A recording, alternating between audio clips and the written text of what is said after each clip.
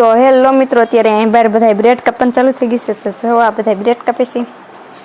મારા ભાઈઓ બે જો આમાં સકલીને બે ગઈ છે. બ્રેડ કાપવાનું કરી દીધું ચાલુ. અને અંદર આ બાજુ રસોડામાં મારા મમ્મી છે, એ ચૂંદો વઘારે છે મને નાખવા માટે. હું તમને લોકોને બતાવું કે કેવો છે. તો આપણે બતાવી, આપણે જઈવી. તો મમ્મી તમે શું કરો છો? હા, પકોડા બનાવવા છે ને, તે ચૂંદો વઘાર લીધો છે. હવે ભરવાનો છે. હા, બ્રેડમાં ભરવાનો છે. પકોડા બનાવવાના છે ને, ચૂંદો તૈયાર બની ગયો. તો જો તૈયાર થઈ ગયું છે. જો કેવો મસ્ત છે. જો કે મેં તો ચાખ્યો તો બહુ મસ્ત સ્વાદ આવ્યો છે. અચલનો કેમ કે આજ મસ્ત પકોડા બનાવવાનો છે. બહુ મસ્ત સ્વાદ આવે છે. તો કન્ટિન્યુ લગમાં જોડાયેલા રહીજો. તો જો અત્યારે અમે કરી દીધો છે ચૂંદો ભરવાનો ચાલુ. તો જો હું અત્યારે ચૂંદો ભરું છું બ્રેડમાં. સરસ આખા ભરીવાળું આપણે એટલે ખાવાની બહુ મજા આવે. તો તમારે લોકોને જેને પકોડા ખાવા હોય એ આવતા રહ્યો. અને તમને લોકોને પકોડા ભાવતા હોય તો કમેન્ટ કરીને જરૂરથી કહેજો. તો એ બધા જો બ્રેડને બધી લઈને બહાર બેસી ગયા છે, કેમ કે અહીંયા હકડાશ થાય છે. મારા મમ્મીને તળવાના છે. તો બધા સામે ને એટલે અમે જઈએ છીએ બહાર. તો તમે બધા કન્ટિન્યુ વ્લોગમાં જોડાયેલા રહેજો. તો હું બહાર જાઉં છું. તો તમે લોકો પણ હાલો જવા માટે.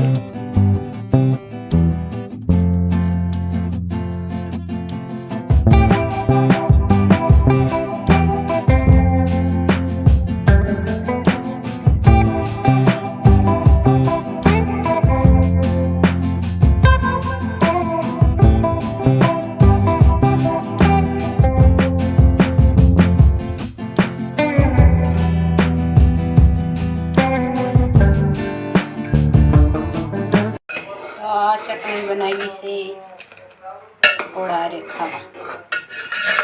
હા, કોથમરી નાખી છે, પાણી 1.5 કળશો નાખ્યો, 1 કડીથી ચટણી નાખી છે. ચટણી થઈ ગઈ તૈયાર.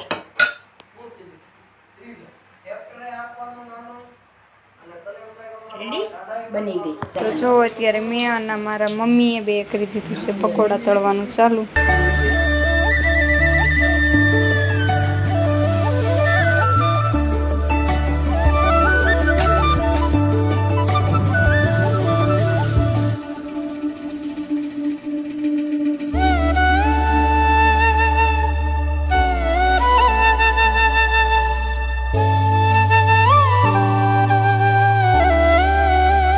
હજી જો પકોડા થઈ ગયા છે. મસ્ત મસ્ત પકોડા બની ગયા છે, તૈયાર થઈ ગયા છે. અને હવે બહાર બધાને બેસી દેવાના છે જમવા માટે. કેમ કે ઉના હોય તો જ ખાવાની મજા આવે. નકર મજા ના આવે. તો જો કેવા મસ્ત પકોડા છે.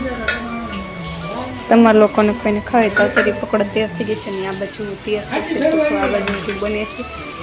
આ મસ્ત મસ્ત પકોડા બને છે.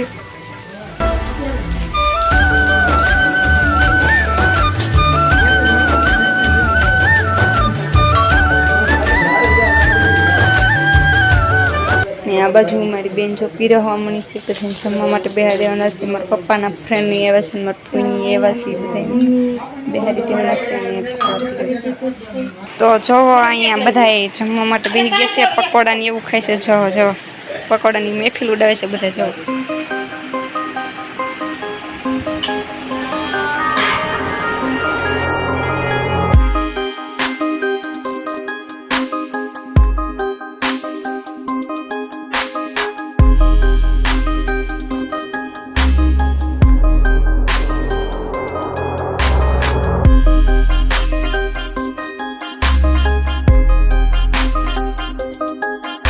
અમારે ભોલી બેન જો આ ટેંગે વાળા બેન છે. ઓળખ જો બજારે મળે તો કોક.